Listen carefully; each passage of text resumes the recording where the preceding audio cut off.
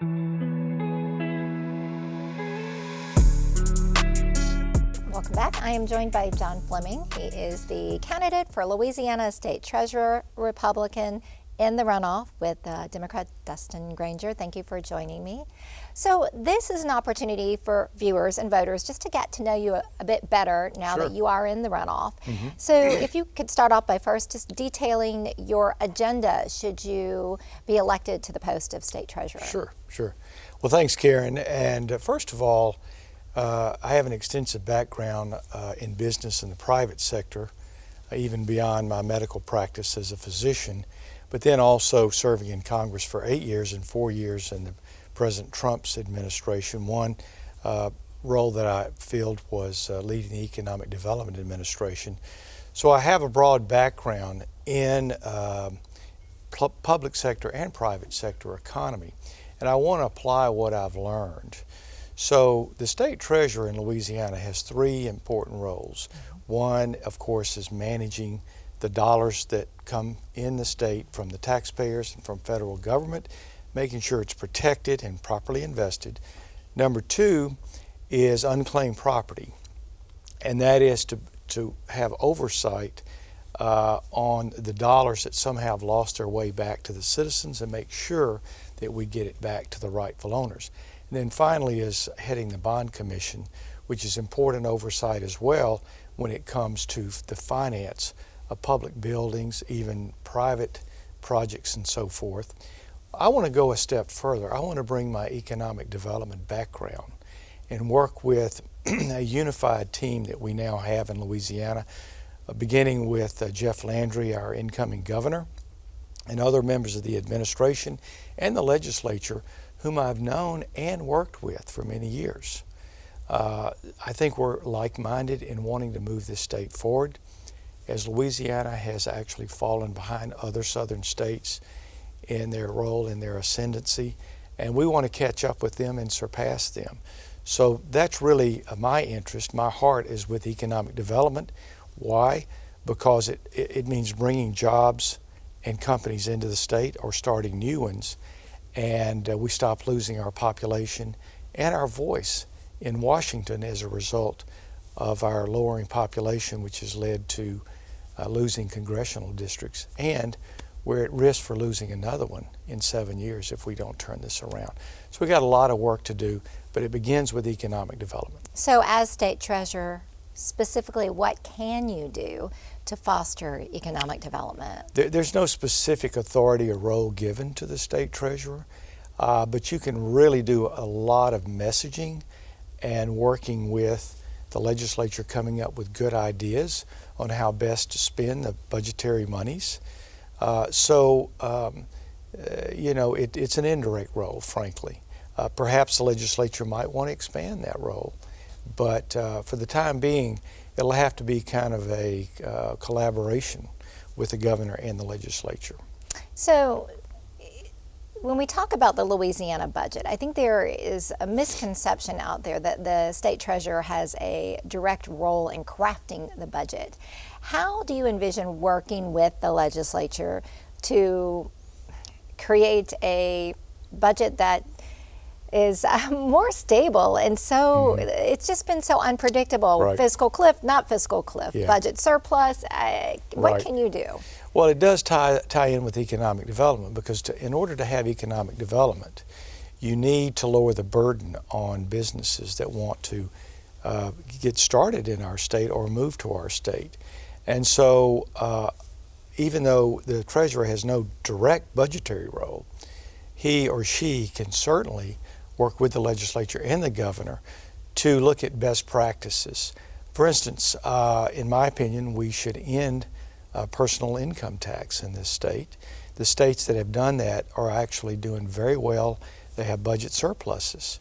So that's just one of many things. And of course, insurance reform, because we're in an insurance crisis. These are all things that, while I may not have a vote and may not even have authority over some of these items, I can certainly work with people who do and influence them, hopefully in the correct direction. So the insurance crisis, in what ways can the state treasurer help bring about some solutions? Well, first and foremost, you have to lower the cost of insurance. You hear people talk about all sort of gizmos and gimmicks, but ultimately those fail if you don't actually attack the basic problem. And what is the basic problem? Well, it's certainly, it's not a hidden fact at all that Louisiana is hit frequently with hurricanes. No question about it, and always has. So we need to look at resilience. We need to be sure that we have the proper codes, that when we build a structure, that it's resilient against hurricanes. And if you don't have to rebuild buildings over and over again, or public structures, then you're going to lower the cost. We also have some issues in this state relative to liability. And while we want people to be properly compensated for any losses they have, we want to make sure that our insurance system is not gamed either. So we have a lot of work to lower cost. You hear a lot about reinsurance, and reinsurance is important, but the state's already approached that many times, and you're not going to get Lloyd's of London or others to engage in that unless they see you're actually reforming your insurance laws and regulations to make sure that there's not waste, fraud, and abuse when it comes to our insurance system. And in terms of your vision with your work with the Bond Commission, should you Yes. become state treasurer, do you plan to kind of continue the policies of outgoing Commissioner John Schroeder? Do you plan to go in and implement some changes in the way we deal with the Bond Commission and approve bonds and financial tools? Well, I think John Schroeder has done a very fine job as our treasurer. I'm not in a position to say that I'm going to do exactly as he has done because I haven't gotten into the job yet, and I'll have to evaluate it. We'll have a team of people that will review the practices and the regulations that we operate under and see if there's ways to improve things. I'm a big believer in continuous quality improvement.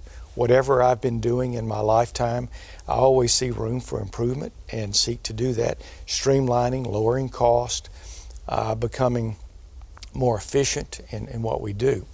But I think philosophically he and I align quite a bit in that we don't believe in wasting money on investments that don't show evidence of clear positive returns. But again, I don't want to commit to any certain practices or decisions until I'm actually in the job, because there's a lot about it I don't know yet because I'm merely a candidate at this point, but hopefully I'll know very soon. So does that include John Schroeder's stance on ESGs? I mean, do you feel that that's a policy you would continue, or is that something that you disagree with? Well, he divested $800 million from BlackRock because the money was being put, or BlackRock has a practice of ESG investing. Well, what is ESG investing? It means environmental, governance, and social, right? Exactly what that means. It appears to mean that it's an investment in renewable energy. Well, I have nothing against renewable energy. Wherever solar works or wind works or hydraulic power, I'm all for it. But where oil and gas works, I fully support that. I think all of these sources of energy should compete with one another. Unfortunately, the so-called renewables are not very competitive. I'll give you an example. Ford and GM recently announced they're losing as much as $60,000 per automobile that is created as an electrified 100% automobile. Consumers are not going for these vehicles, and they seem to buy them either because they're committed philosophically to that, or there's a big subsidy in it for them to help them buy the car. But they're not doing well in the marketplace. Look, oil and gas is the most efficient form of energy, and natural gas is extremely clean, and we're sitting on a lake in this state, a huge lake of natural gas. And because we've gone to natural gas from other forms of carbon-based energy, our emissions of carbon have gone down dramatically, and we're leading many countries in the Western world, and even China, for instance, in lowering our carbon emissions using what? Natural gas. So getting back to ESG investments, to me it's all about the return on investment. A study was recently done by the University of Chicago. They looked at 20,000 Morningstar rated funds, and what they found was the best ESG funds, that is in terms of return, performed less well, perhaps poorly, than nominal funds. So until ESG investments begin to match or surpass nominal or normal type of investments, I believe that John Schroeder's on the right track, that we should continue that practice. So before we go, what differentiates you from your opponent? Well, my opponent is a Democrat and I'm a Republican. I'm not only a Republican, but I'm a lifelong conservative Republican. I support supply-side economics, and what is that? That is lowering taxes, lowering regulations, and removing burdens from those investors and companies who want to build things and make things and create jobs. My opponent believes in what he calls trickle-up economics, which is really the old Keynesian theory of economics, which means this. You put money in people's pockets, whether they earn it or not, they spend it, and that creates a more robust business atmosphere. Well, that's exactly what President Biden has been doing for the last 2.5 years, and it's led to high inflation, peaking at 10%, and now we have mortgage interest rates at 8%, up from 2.5% when he took office, and young buyers, young families are not able to buy houses as a result of that. And I'll say one other thing. President Trump, when he came into office, he signed a law, the 2017 Tax Cut and Jobs Act, that lowered taxes across the board. And the retroactive studies, the retrospective evaluations show this, that those on the lower income scale did best. Their incomes grew the fastest. Now that we're under Bidenomics now, and high inflation and high mortgage rates, they're actually hurting the most. They're losing the most buying power. And one other thing, look at those on fixed income, Social Security, etc. They are hurt the most when it comes to inflation.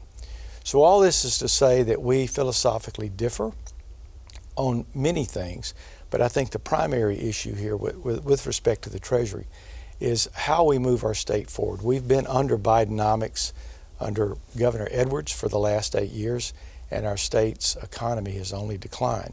We should not continue that practice. We need to move forward and catch up with states like Texas and Tennessee and Florida that are doing so well with a very streamlined, productive economy.